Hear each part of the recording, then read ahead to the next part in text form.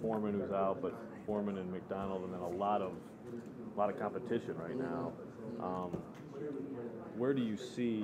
I mean, how tight do you see those tackle spots? Those competitions. I think they're right now wide being? open. I think they're really wide open.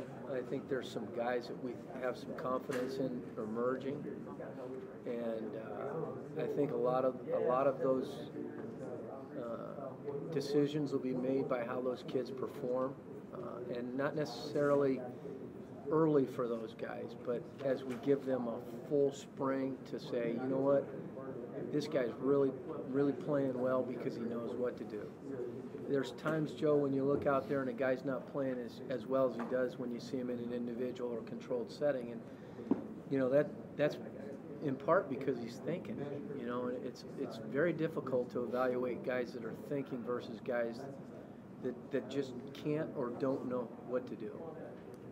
So, I mean, Coach D'Antonio said he's very excited about Schaffner over there, right tackle. Sounds like he's getting the chance right now to you run with it, see what you can do with it.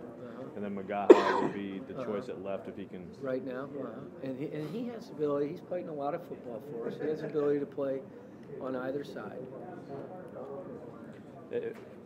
Would you like to see Barrett step up and really go after that? Absolutely. You know, I think the back surgery a year ago set him back a little bit, and then I don't know that he's had the gains in the weight room because of that. There's some limitations that I think have hindered his development to some degree, but I think this is going to be a very, very important spring for him. You know, he's be a redshirt sophomore next year as we go, and you know, we think the ceiling's very high, but he's got a long ways to go.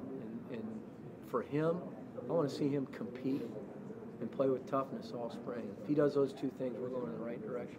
I know you guys were excited about Conway, and there's still a chance, but I mean, in your mind, you kind of say, well, it's a long shot, and maybe if it happens, it happens. I think it's a long shot, more so this spring, and then we'll evaluate where we're at the end of the spring. But yeah, we're still holding out hope for him. Kaiser Reynolds, he stepped in during the Illinois game. Yeah. He's bounced between offensive defense. What would you like to see him coming out of the spring? You know what? I'd like to see him emerge as a guy that you could say, hey, he's going to start and play at a very, very high level for us. That's my goal for him. He's got to develop consistency. He's got to learn the game. I think he's got to develop his passion for his craft. And you know, that's us as coaches motivating and teaching, and that's him making a decision to say, you know, I'm going to be a great player, and I'm going to do the things that are necessary to do that. So I think there's a lot. I think there's a lot of ability there with that guy. I'm anxious to see him bring it out. Start where for him? I mean, obviously guards. You know, I think right now we're playing with him going to left guard for the spring. Reason one, you know, Max entrenched himself as our right guard.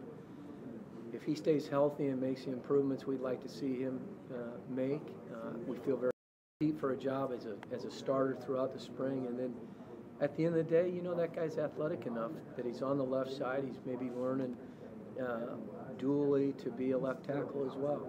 You know, he's a 6'5", 305-pound guy, so he's long enough and he's athletic enough to play that position. And again, another redshirt sophomore, you know, that we think could be very, very good.